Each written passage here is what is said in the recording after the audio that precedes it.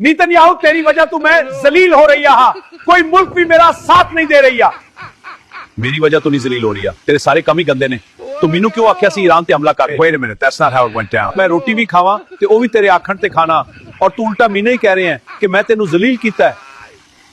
ओ चुप कर मामा, एडा तू फरमा बरदार, मैं ते परेशान हाँ। ईरान ने तेल दी सप्लाई बंद कर दी है ते कोई मुल्क भी मेरा साथ नहीं दे रही है। ये आज तक नहीं होया, मैं जिन्हों भी आख्या वो मेरे सामने मापे जांदा सी।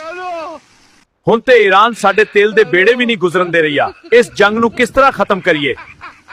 बस कर उस्ताद, तेरा बीपी हाई हो जाएगा। ए ले पानी पी। यार मैं ते समझा सी ईरान भी अफगानिस्तान की तरह ही है ते मैं ये जंग जत जावांगा। यार मोदी तू ही दस हुण मैं की करा, बड़ा परेशान हाँ मैं। सारियां नू फोन करके इत्थे बुला। ओए मोदी, यार वो कोरिया दे बबलू नू फोन ना करे, नहीं तो उन्हें फोन ते ही गालियां देनी शुरू कर देनियां नहीं। हेलो, उस्ताद ट्रंप ने सुनिया दिता कि सारे इत्थे आ जाओ, ले कोरिया दे बबलू नू ना लेके आना। सारे आ रहे ने, चलो असैम्बली में चलिए।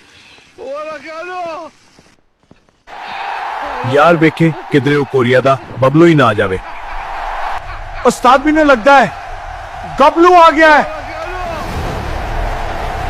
ओए मामा, इतने पागल है, इसनू किने बुलाया है? ओए ताटी ऐसी दी टेसी, मैनू क्यों नहीं बुलाया? ये वीडियो जाहिद तूर ने बनाई है, अगर अच्छी लगे तो लाइक जरूर कर दें।